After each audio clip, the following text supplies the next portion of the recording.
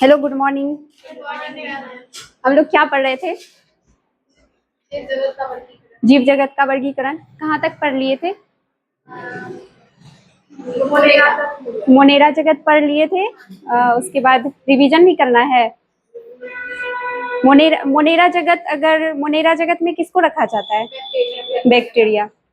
संरचना के आधार पर मोनेरा कितने प्रकार के थे? 4 प्रकार के। गोलाकार, छड़ाकार, कोमाकार और स्पाइरलम। उसके बाद बैक्टीरिया को कितने प्रकार में बांटे थे? कौन कौन? आर्की बैक्टीरिया और यू बैक्टीरिया। आर्की बैक्टीरिया कैसा था?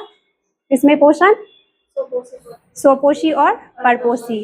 आर्की बैक्टीरिया जो है ये इसका निवास स्थान भी बताए थे? नहीं, ये कहीं भी रह सकता है बैक्टीरिया, इधर उधर। जैसे कि बोर्ड पे भी एक मुट्ठी मिट्टी उठाएंगे तो वहां पे भी, हाथ में भी। ठीक। उसके बाद इसमें पढ़े थे 3 प्रकार, इसको 3 पार्ट में बांटा था। कौन कौन? हेलोफी, थर्मोएसिडोफिलस और मेथेनोजन। हेलोफी के बारे में बताएगा कोई? कहाँ पाया जाएगा? लवणीय जल में।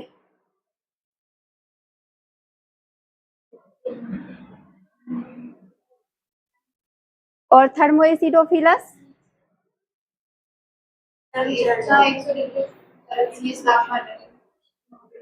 जहाँ का तापमान कितना रहेगा? 100 डिग्री सेल्सियस। उसके बाद मेथेनोजन में दलदलीय क्षेत्रों और गायभैंस के रुमेन में। उसके बाद पढ़े थे हम लोग यू बैक्टीरिया के बारे में। यू बैक्टीरिया को क्या बोलते हैं? सत्य बैक्टीरिया। सत्य बैक्टीरिया कितने प्रकार के होते हैं? 2 प्रकार के, स्वपोषी और परपोषी। इसमें क्या कोशिका भित्ति रहेगा? हाँ, कठोर कोशिका भित्ति रहता है इसमें। और अगर ये चल रहेगा तो इसमें कसाब उपस्थित रहेगा।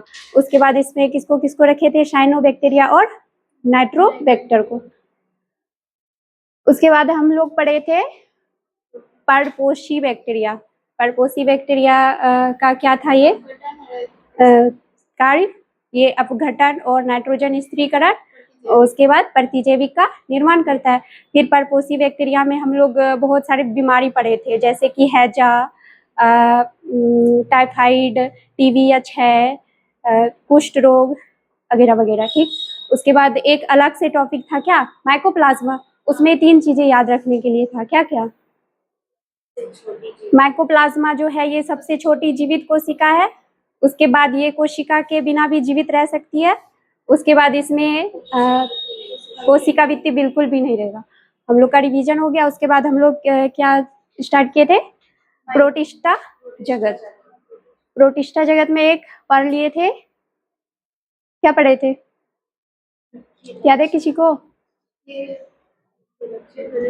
एक बार हम लोग यहाँ पे पढ़ लेते हैं। उसके बाद प्रोटिस्टा जगत में जो है सभी एक कोशिकीय और यूकेरियोटिक जीवों को रखा गया है। मतलब एक कोशिकीय रहेगा, लेकिन उसमें जो रहेगा कोशिका कैसा रहेगा? यूकेरियोटिक। यूकेरियोटिक का मतलब है केंद्रक स्पष्ट रूप से रहेगा। और मुख्य लक्षण जो है इसका ये जलीय है। प्रोटिस्टा जगत को कहाँ पे रखा गया है? जलीय में। उसके बाद इसमें जो है सुगठित केंद्रक और झिल्लीदार कोशिकांग उपस्थित होते हैं। इस जगत की सारी सीमा स्पष्ट रूप से निर्धारित नहीं है। मतलब इसमें और भी कोई जीव अगर रखा जा सकता है। इसको फिर प्रोटिस्टा जगत का वर्गीकरण किया गया कितने पार्ट में? 5। क्राइसोफाइट, डायनोफ्लेजलेट, यूग्लिनाइट, अवपंक कवक और प्रोटोजोआ। प्रोटोजोआ। क्राइसोफाइट के बारे में अब हम लोग पढ़ते हैं। क्राइसोफाइट कैसा है? आवास, स्वच्छ और समुद्री जल। कोशिका भित्ति कैसी रहेगी? सिलिका युक्त। और ये जो है डायटमी मृदा का निर्माण करते हैं। इसका आकार जो है, क्राइसोफाइट में 2 जीवों को रखा गया। कितने जीवों को? कौन कौन? सुनहरे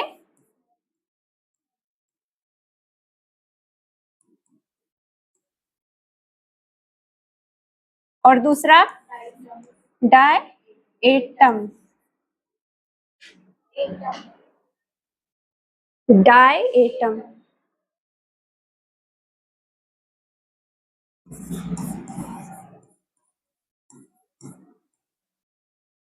डायएटम के बारे में हम लोगों को पढ़ना है। ये जो है सबसे पहले इसका आवाज क्या हो जाएगा? समुद्री जल।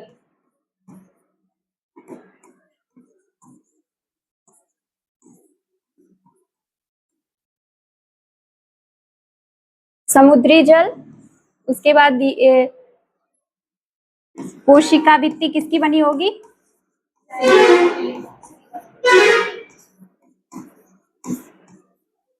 कोशिका भित्ति में जो है सिलिका भरी रहती है।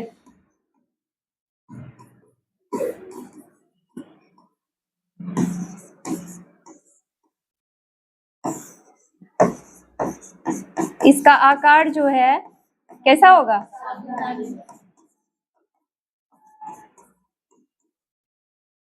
साबुनदानी। साबुनदानी देखे हैं ना सब कोई? कैसा होता है? खत्म हो गया।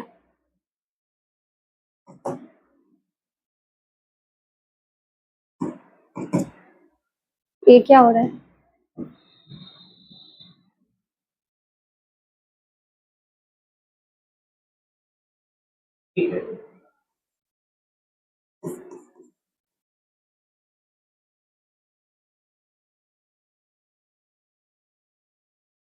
आकार कैसा था?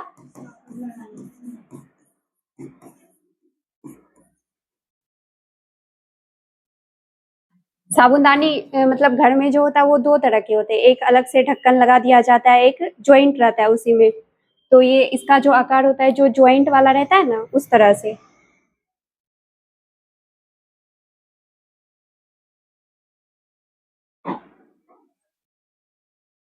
गोल चौड़ा बहुत तरह का शेप रहता है, लेकिन इसका ये है, ठीक। इसमें कोशिका बना हुआ है। ये जो है ये कोशिका भित्ति हो जाएगा इसका। यही कोशिका भित्ति जो रहता है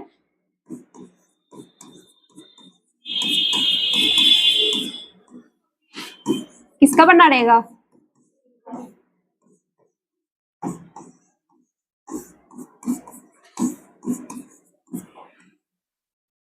पूछेगा डाई एटम का जो कोशिका भित्ति रहता है वो उसमें क्या भरा रहता है?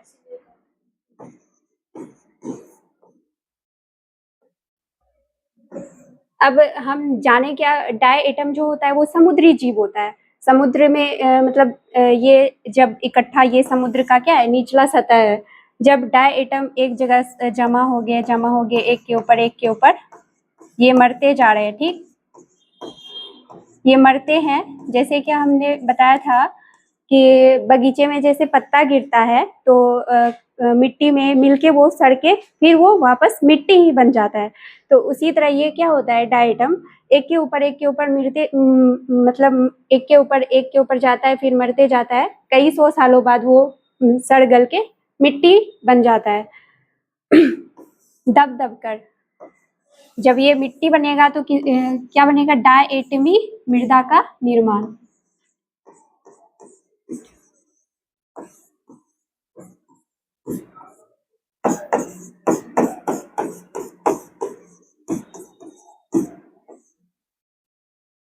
डायएटम जब मरता है तो किसका निर्माण होता है? डायएटमी मृदा का। अब डायएटमी मृदा का कुछ तो यूज होता होगा ना? क्या यूज होता है पॉलिश करने में? इसका यूज क्या हो जाएगा?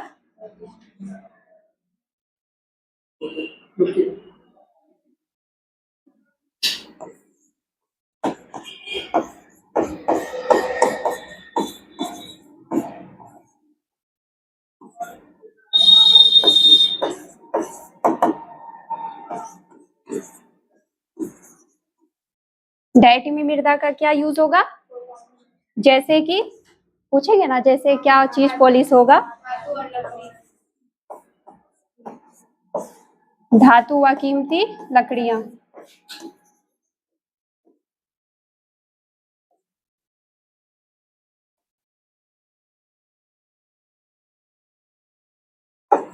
ETC कर देंगे। तो हम लोगों ने क्या पढ़ा? क्राइसोफाइट के बारे में। क्राइसोफाइट में कितने जीव को रखे? 2। कौन कौन? डायटम और सुनहरे शैवाल। डायटम का आकार कैसा होता है? साबुनदानी के तरह। इसका जो कोशिका भित्ति है उसमें क्या भरी रहेगी? सिलिका। और ये मरने के बाद किसका निर्माण करता है? डायटमी मृदा का निर्माण करता है। डायटमी मृदा का जो यूज है वो किसमें होता है? पॉलिश करने में। क्या पॉलिश करेंगे? धातु और कीमती लकड़ियां और भी कुछ। हो गया, आगे बढ़े।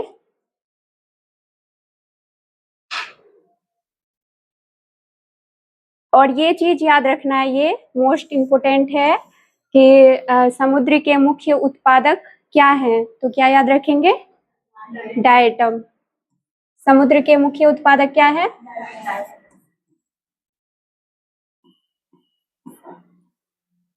डायटम। अब दूसरा क्या है? डायनोफ्लेजलेट। हम लोग क्या पढ़ेंगे आगे? इसका आवास क्या होता है? डायनोफ्लेजलेट। ये समुद्र में रहेगा और पोषण जो है कैसा रहेगा? प्रकाश संश्लेषी। प्रकाश संश्लेषी जैसे आएगा तो क्या होगा? पोषण। क्या बोल सकते हैं? हाँ, स्वपोषी। डायनोफ्लेजलेट में पोषण किस प्रकार होगा? स्वपोषी। और डायनोफ्लेजलेट की जो है कोशिका भित्ति किसकी बनी होती है? सेलुलोज की। उसके बाद डायनोफ्लेजलेट की विशेषता क्या है? ये डायनोफ्लेजलेट समुद्र में लाल तरंग उत्पन्न करता है और विष निर्माण करते हैं, जैसे गोनिया लेक्स। पेज नहीं है इसमें।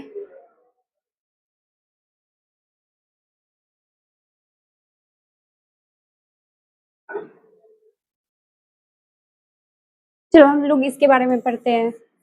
इसका आकृति कैसा होता है? आकार बोल देंगे तो डायन की तरह संरचना होती है। इसका बनाने का कोशिश करते हैं।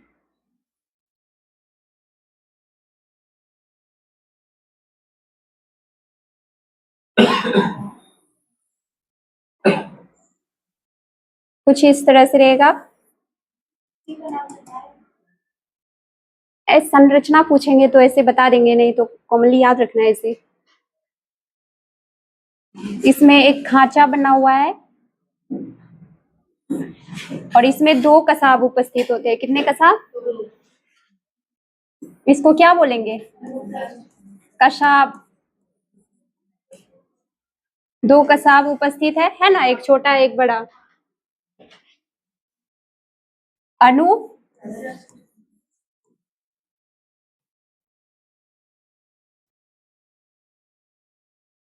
अनुप्रस्थ होता है। अब ये क्या हो रहा है?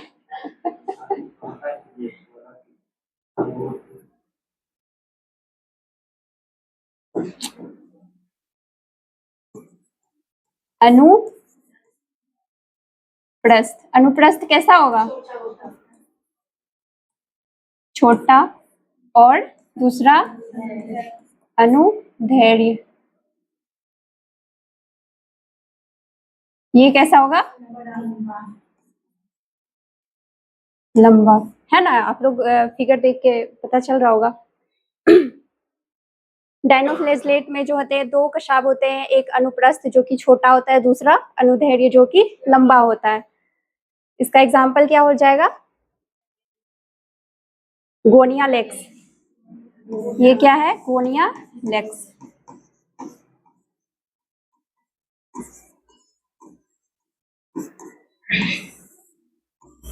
ये जो है जैसा कि हम लोग जानते हैं कि ये समुद्री जीव है, तो ये एक जगह जब इकट्ठा होंगे, समुद्र के ऊपर जाएंगे तो ये विस्फोट करता है समुद्र में। क्या करता है? विस्फोट होता है। इसके कारण विस्फोट होगा। ये विष का स्राव करते हैं। क्या करते हैं? विष का स्राव। तो इसके अलावा और भी तो बहुत सारे जीव जंतु रहते हैं समुद्र में, इसके वजह से विष के कारण ये मर जाते हैं। तो उसके कारण क्या होता है? समुद्र में लाल तरंग बनते हैं। क्या बनता है?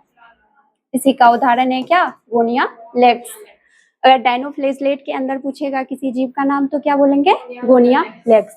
डायनोफ्लेजलेट में क्या पढ़े हम लोग? आवास क्या होता है? ये समुद्री है। और पोषण क्या है? प्रकाश संश्लेषी या स्वपोषी। और डायनोफ्लेजलेट की कोशिका भित्ति किसकी बनी होती है? सेलुलोज की। इसका विशेषता क्या है?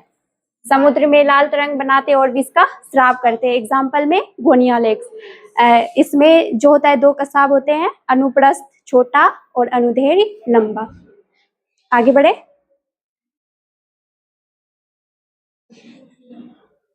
अब तीसरा क्या है हमारा? यूग्लिनाइड।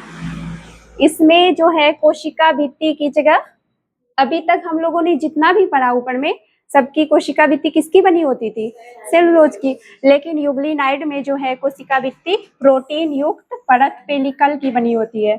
यूग्लिनाइड की कोशिका भित्ति किसकी बनी होती है?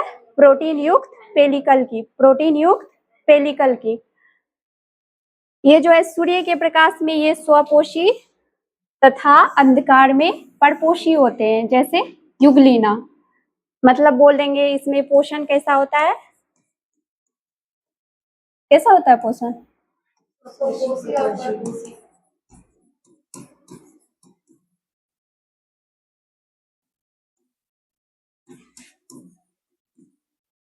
मतलब समझे कि एक ही जीव एक ही साथ कैसे दोनों पोषण कर लेगा? क्या?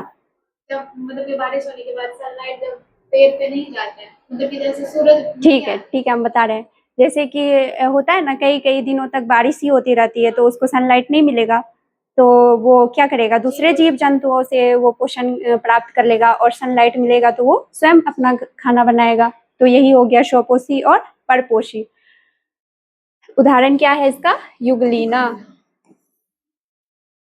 युग्लिना का कैसा होता है फिगर?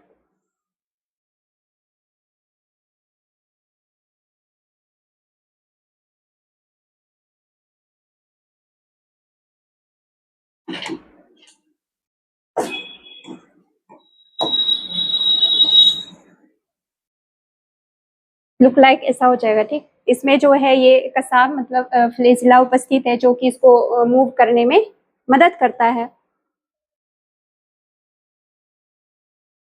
उसके बाद क्या है? अब पंकवक।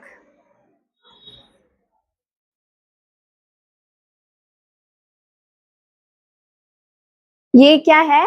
ये मृत पोषी है। अब पंकवक कैसा पोषण है इसमें? मृत पोषण। कैसा पोषण होता है?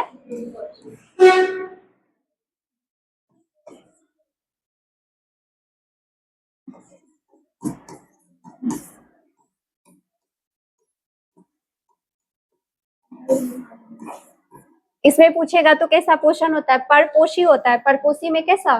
मृत पोषी। क्योंकि हम लोग परपोषी में भी तो बहुत तरह का पोषण पढ़े हैं ना, मृत जीवी, मृत पोषी, ये सब। तो इसमें क्या है? मृत पोषी। फिर ये अनुकूल परिस्थितियों में क्या बनाते हैं? प्लाज्मोडियम बनाते हैं। अब पंकवक जो है ये कहाँ पे निकल सकता है? ये सरी गली टहनियों पर निकलता है। कहाँ निकलता है?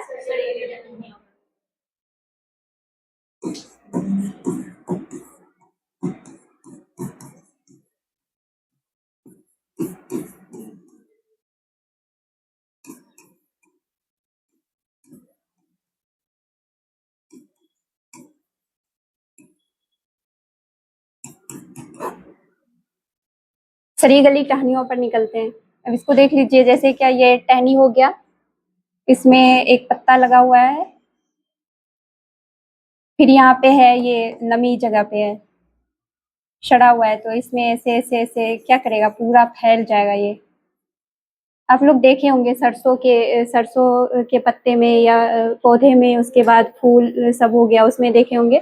ये फिर क्या होगा? इसको पूरा ढक लेगा ऐसे, फिर ये यहाँ से आगे बढ़ेगा, टूट टूट के ये दूसरा दूसरा निर्माण कर लेगा। तो अब पंकवक के बारे में क्या पढ़े? ये सरी गली टहनियों पर निकलते हैं। इसमें पोषण जो होता है ये परपोषी होते हैं। परपोषी में भी कैसा? मृत पोषी। उसके बाद क्या है हम लोगों का? प्रोटोजोआ। प्रोटोजोआ को चार ये परपोषी होते हैं। प्रोटोजोआ में पोषण कैसा होगा? इसे कितने समूहों में बांटे? 4 समूहों में। अमीबिया, कसाबी, पक्षमाबी और स्पोरोजोआ। Amoebae protozoa. अब हम लोग क्या पढ़ेंगे, अमीबिया प्रोटोजोआ को जो स्थान होता है वो कहाँ रहेगा, स्वच्छ जल और समुद्री जल और नम मिट्टी में। इसका प्रकार जो होता है वो स्वच्छ और परजीवी होता है। स्वच्छ रहेगा लेकिन कैसा, परजीवी रहेगा। विशेषता क्या है, ये कूटपाद द्वारा अपना शिकार पकड़ते हैं। कूटपाद क्या है, मतलब ये मान लो एक जीव है, फिर ये एक जीव है, यहाँ पे इसको भोजन दिखा, तो ये क्या करेगा, अपना ये फैलाएगा, ये फैलाएगा, ये भोजन क्या इसके अंदर चला गया, यही होता है कूटपाद। अमीबिया प्रोटोजोआ का विशेषता क्या है, ये अपना पोषण जो है शिकार कूटपाद के द्वारा करते हैं। किसके द्वारा, कूटपाद के द्वारा। फिर है क्या, सॉरी, ये समुद्री प्रकार में जो है, ये अगर समुद्र में रहेगा ये तो सिलिका का आवरण रहेगा। उदाहरण एंटमीबा परजीवी है। उसके बाद क्या है, कसाबी प्रोटोजोआ।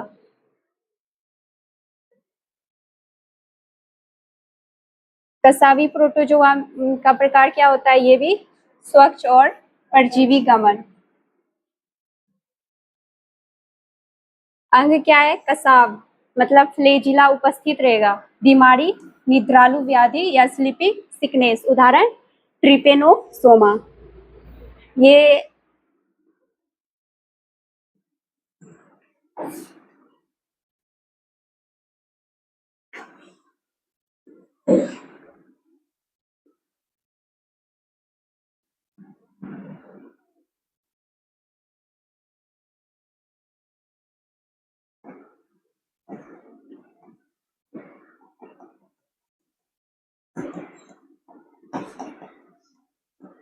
कुछ इस टाइप से रहेगा और इसमें कसाब रहता है। ठीक, ये इसका शेप है। जो क्या कसाब रहता है तो वो उसको मूव करने में, यहाँ से वहां तक जाने में हेल्प करता है।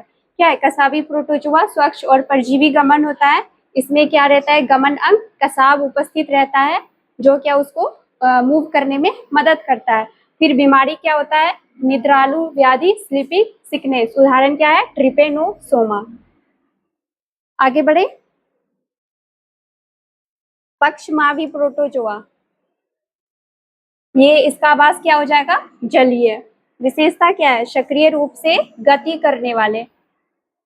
गमन अंग, इसमें पक्षाव यानी कि सीलिया उपस्थित रहेगा। उदाहरण क्या हो जाएगा इसका, पैरामीशियम। पैरामीशियम।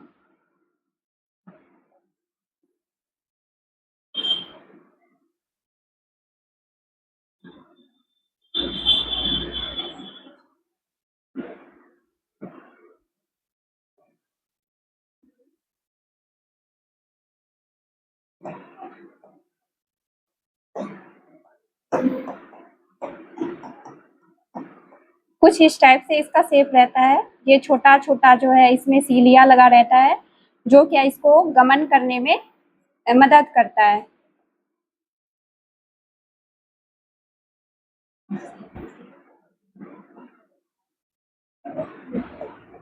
सीलिया क्या करता है,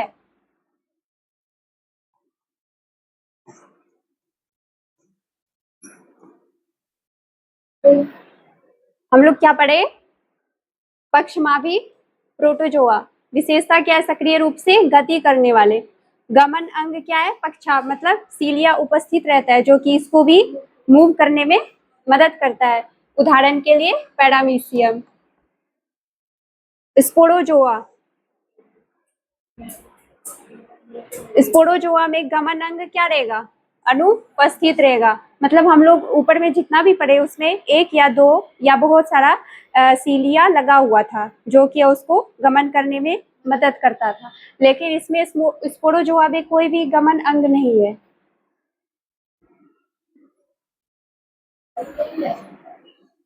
क्या, हाँ,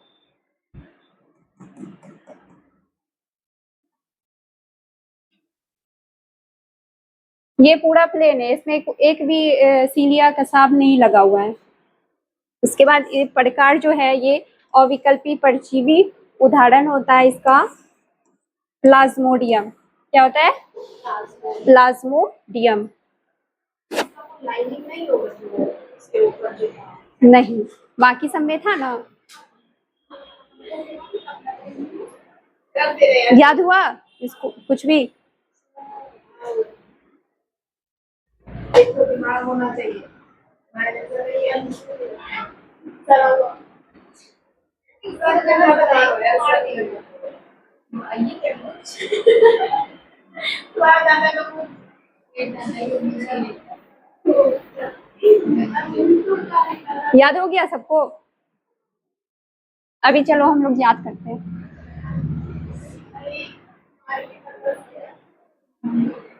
हम लोग क्या पढ़े, कौन सा जगत पढ़ रहे हैं? रोटिस्टा जगत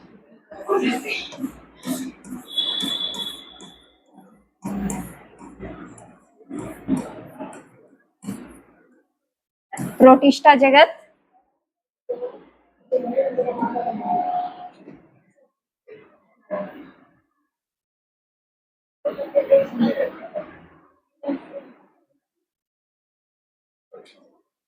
सबसे पहले तो प्रोटिस्टा जगत में कैसे जीव को रखा गया है ये बताओ। प्रोटिस्टा जगत में कैसे जीव को? Very good. यूकेरियोटिक, ये कलर सही है।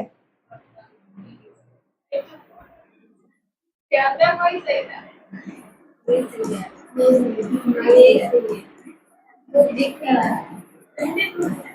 एक कोशिकीय,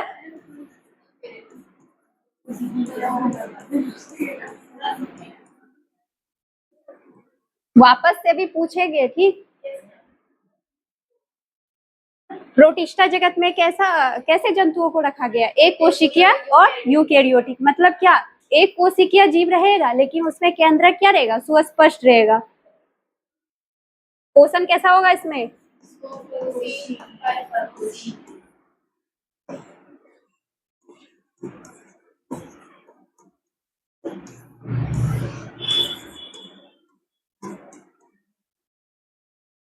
स्वपोषी और परपोषी। उसके बाद प्रोटिस्टा जगत का वर्गीकरण किए थे, कितने प्रकार का?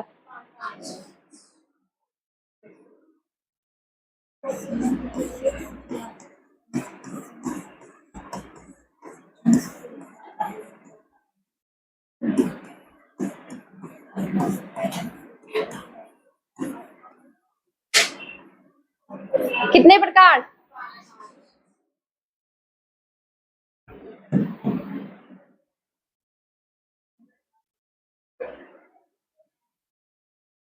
नंबर 1 में क्या था? क्राइसो,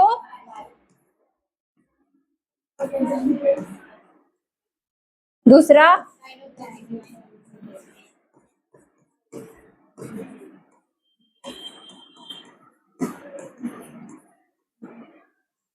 तीसरा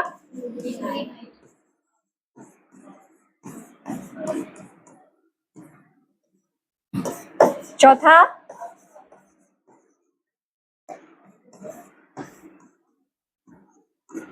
अंतिम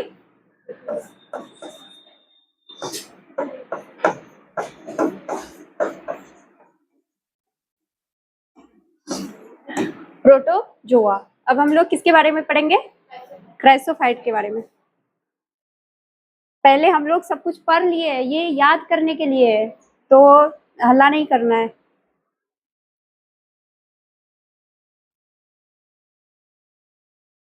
नंबर 1 में क्या है?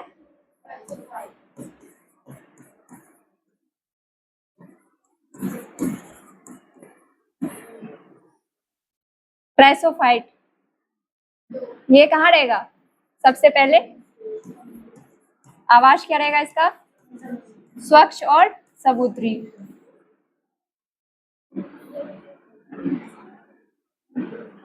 समुद्री जल स्वच्छ होता है, उसको पी लेंगे।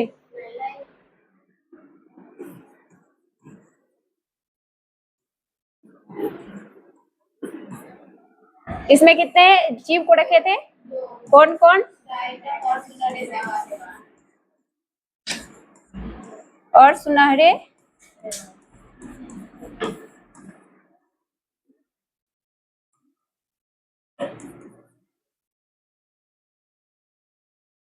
डाइटम का भी आवाज क्या हो जाएगा?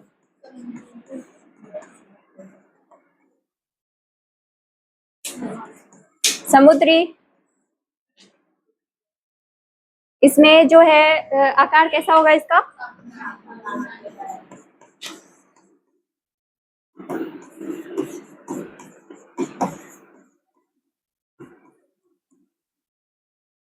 साबुनदानी। इसकी कोशिका भित्ति में क्या भरा रहता है?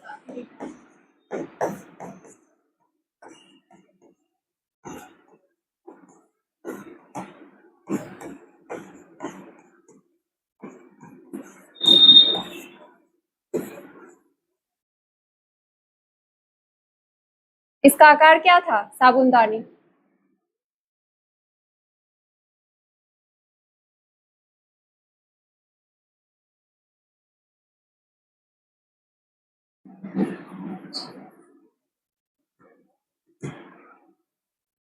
ये क्या हो गया? इसका कोशिका भित्ति हो गया।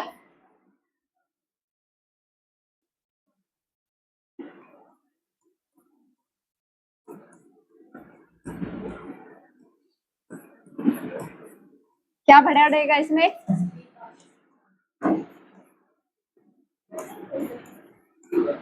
सिलिका। और जब ये मान लो क्या है? समुद्र का निचला स्तर है, बहुत सारा यहाँ पे डायटम आ रहा है, एक के ऊपर आते गया, फिर इसका मृत्यु होते गया। तो एक के ऊपर जो अंदर दब रहा है वो मिट्टी में जाके क्या मिट्टी बन रहा है। तो इसके मृत्यु होने से किसका निर्माण होगा?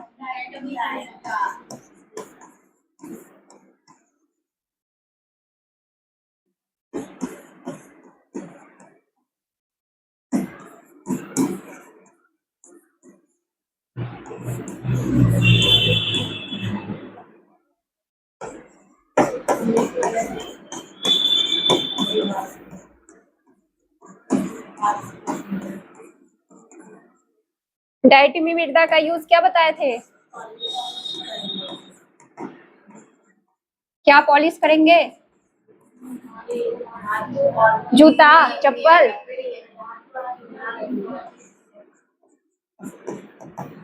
धातु,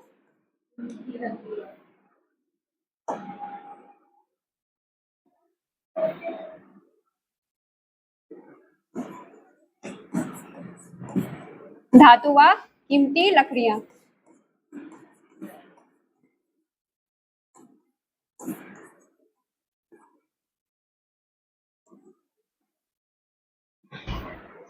ठीक है।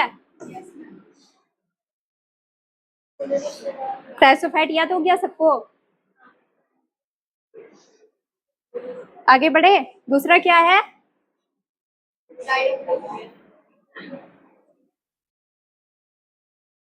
एक बार इसको रिपीट कर लेते हैं। हम लोग प्रोटिस्टा जगत का पहला वर्गीकरण पढ़े क्या? क्राइसोफाइट, जो क्या स्वच्छ और समुद्री जल में रहता है। इसमें दो जीव को रखा गया, डायटम और सुनहरे शैवाल। आवास क्या है डायटम का? समुद्री। आकार कैसा होगा? साबुनदानी के तरह। इसकी कोशिका भित्ति में क्या भरी रहती है? सिलिका। इसके मृत्यु होने पर किसका निर्माण होगा? डायटमी मृदा का। डायटमी मृदा का जो यूज है वो किसमें करेंगे? पॉलिश करने में। आगे बढ़े। दूसरा नंबर क्या है?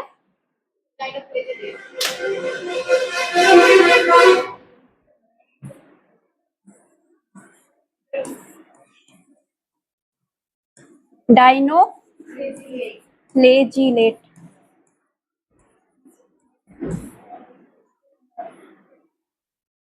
डाइनोफ्लेजिलेट। इसमें पोषण क्या होगा? आवाज क्या रहेगा पहले? समुद्री। कैसा जीव है ये?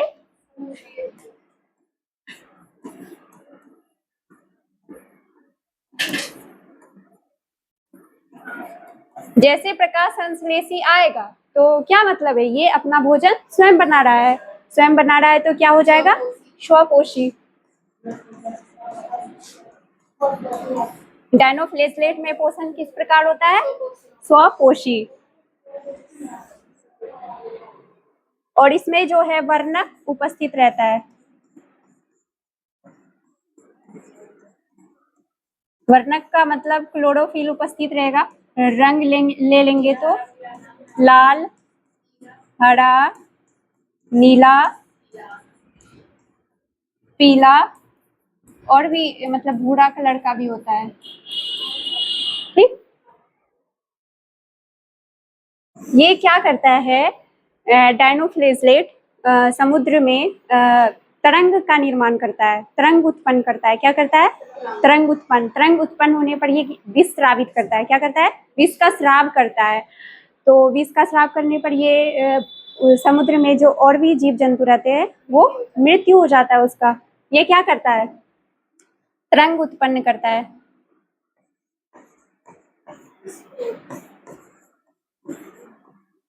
तरंग उत्पन्न करेगा, विस्फोट होगा, फिर विष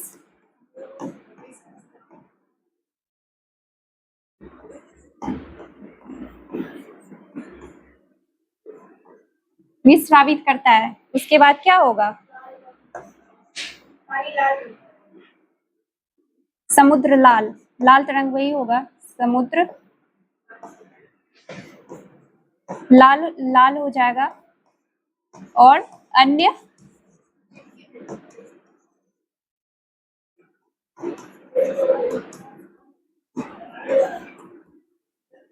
जंतुओं का क्या होगा? मृत्यु हो जाएगा। समझे इस बात को? बहुत सारा डायनोफ्लेजलेट क्या होगा, समुद्र के ऊपर आएगा, वो क्या करेगा, मिलकर विस्फोट करेगा, विस्फोट करेगा तो विष स्रावित होगा, लाल तरंग उत्पन्न होगा। उसके बाद अन्य भी तो जीव जंतु रहते हैं समुद्र में, उसका विष के कारण मृत्यु हो जाता है। तो पूछेगा लाल तरंग उत्पन्न कौन करता है, तरंग उत्पन्न कौन करता है समुद्र में? डायनोफ्लेजलेट। इसका उदाहरण क्या है? गोनिया लेक्स।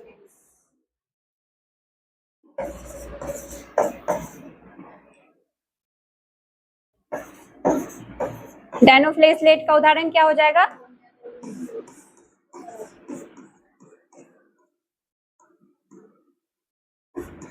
गोनियालेक्स। गोनियालेक्स पूछेंगे किसका उदाहरण है? डायनोफ्लेजलेट। आगे बढ़े, किसी को कोई दिक्कत? हम लोग क्या पढ़े? डायनोफ्लेजलेट के बारे में। ये कैसा है? समुद्री जीव है।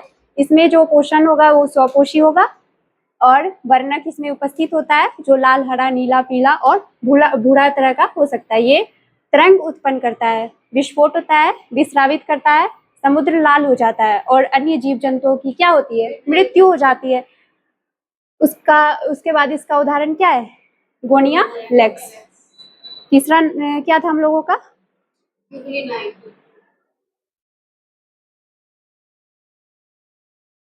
युगली नाइड।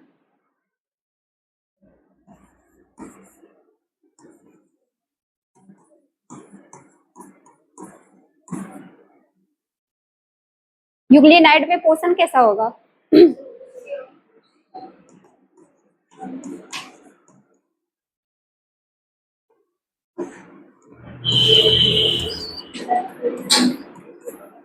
स्वपोषी और परपोषी। मतलब इसका हुआ जब इसको सनलाइट मिलेगा तो ये स्वयं खाना बनाएगा और जब इसको सनलाइट नहीं मिलेगा तो ये अन्य जीवों पर निर्भर हो जाएगा। युगली नाइड में और क्या बताए थे? इसका एग्जाम्पल, उदाहरण, युगलीना। युगलीना, युगलीना का शेप कैसा था?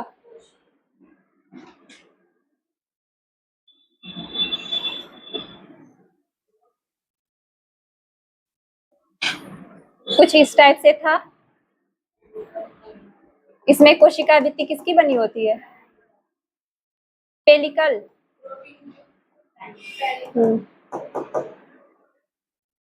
ये क्या है? ये कसाब है जो क्या इसको भोजन करने के लिए मूव करने में मदद करता है। कोशिका भित्ति पेलिकल की बनी होती है। हम लोग ऊपर जितना भी पढ़े उसका कोशिका भित्ति किसका बना हुआ था? सेलुलोज की। ये सब मेन पॉइंट है जो कि इसको याद रखना है, ठीक। प्रोटीन युक्त पेलिकल की बनी होती है।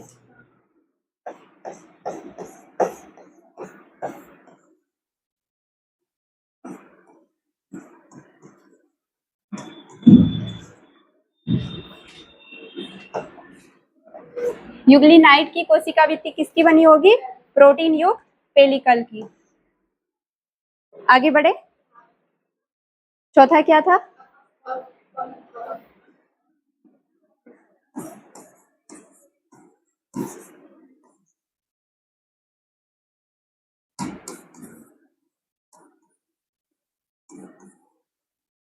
इसमें पोषण क्या बताए थे?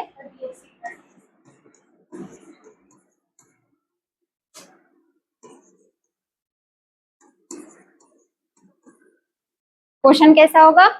परपोषी। और ये कहाँ पे पाया जाएगा? सरीगली टहनियों पर ये उत्पन्न हो जाता है।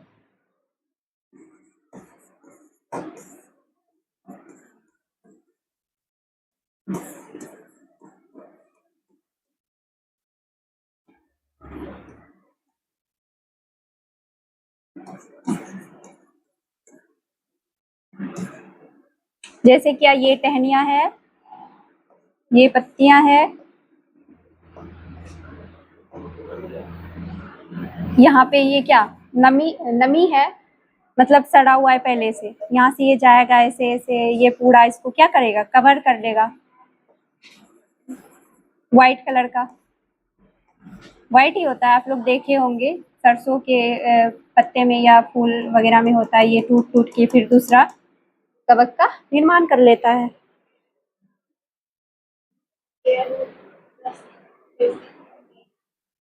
उसके बाद क्या है? लास्ट क्या है? हाँ ठीक है, ये सब मेन पॉइंट है याद रखने के लिए, इसको की याद रख सकते हैं आप लोग।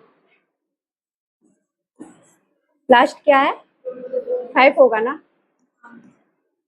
प्रोटोजोआ।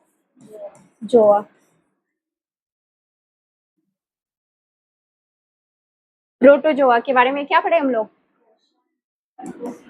पोषण कैसा होगा इसमें?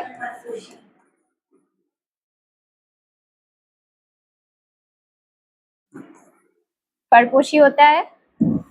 और प्रोटोजोआ को कितने वर्ग में बांटे?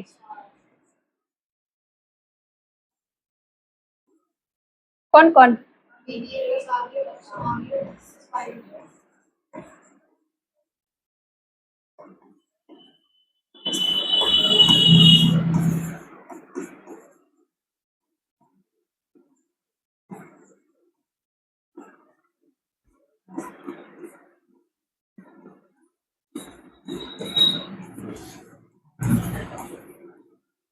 स्पोरोजोआ। प्रोटोजोआ में पोषण कैसा होगा? परपोषी। ये 4 प्रकार के होते हैं, कौन कौन?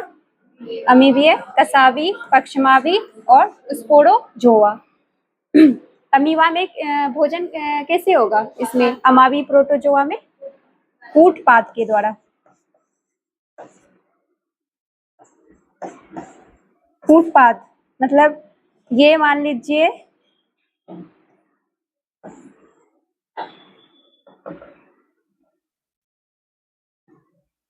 इसको भोजन दिखा, ये अपने भोजन के लिए क्या करेगा? अपना जो कूटपाद है उसको आगे करेगा, फिर भोजन अपने अंदर कर लेगा। कूटपाद कुछ इस तरह से हो जाता है।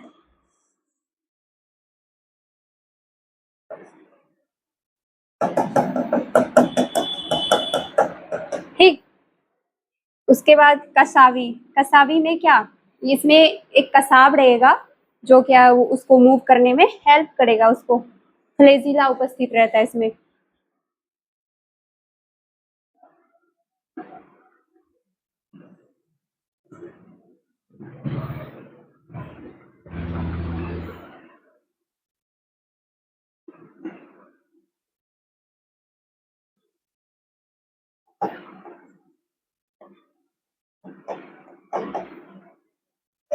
ये क्या है? इसमें कसाब उपस्थित है जो कि इसको मूव करने में मदद करता है। पक्षमावी। पक्षमावी में हम लोग क्या पढ़े थे? क्या इसमें जो पैरामीशियम आता है वो आ जाएगा? इसमें सीलिया भरा रहता है उसके चारों तरफ।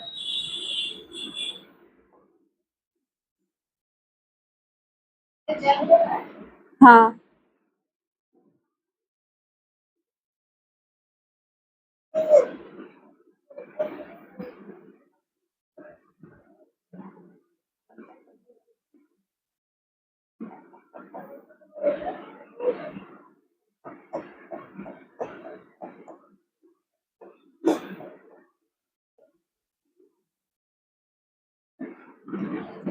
ये क्या है इसका? सीलिया है, जो कि इसको मूव करने में मदद करता है।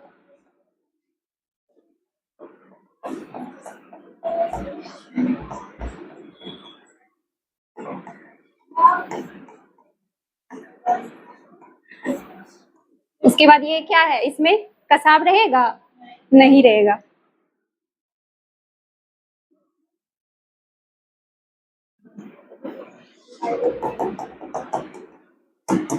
ये हो गया ठीक। यहाँ तक किसी को कोई दिक्कत है? अब क्या किया जाए, आगे बढ़ा जाए? इस, इसको तो जो है हो गया खत्म। ठीक है, थैंक यू। डन। तो आज का क्लास यहाँ पे खत्म कर दे Yes, कि जगत संजाई भी पढ़ना है। हो गया मैम। हो गया ठीक है, thank you so much. Thank you ma'am.